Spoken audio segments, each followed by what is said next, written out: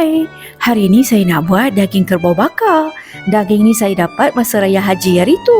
Dah weekend ni baru hari ni saya sempat nak punggah peti ais. So total saya dapat 5 kilo daripada mercik berhampiran ni. So hari ni saya akan defrost, kemudian saya akan asingkan.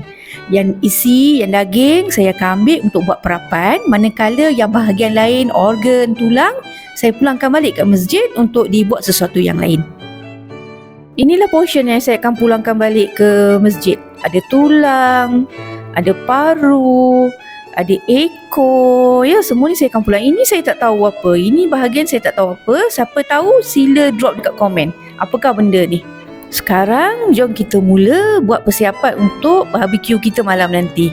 So langkah pertama, kita potong nipis-nipis bahagian daging ni. Kita kena hiris dia nipis-nipis sebab daging kerbau ni dia liat sikit. Dia liat sikit, jadi kita kena potong nipis supaya dia boleh cepat masak dan nanti dia tak jadi dry.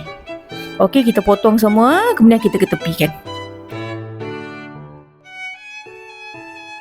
Next, kita mulakan perapan. Masukkan 3 kilo daging kerbau yang telah pun dicuci dan dibersihkan ke dalam mangkuk adunan.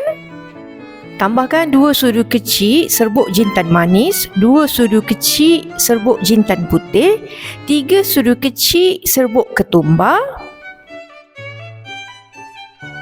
1 sudu kecil serbuk kunyit, 1 sudu kecil garam masala, 2 sudu besar serbuk cili, setengah sudu kecil paprika, 1 sudu kecil mix herbs, 1 sudu kecil basil, 2 sudu kecil garam. Garam basil tak sempat recording.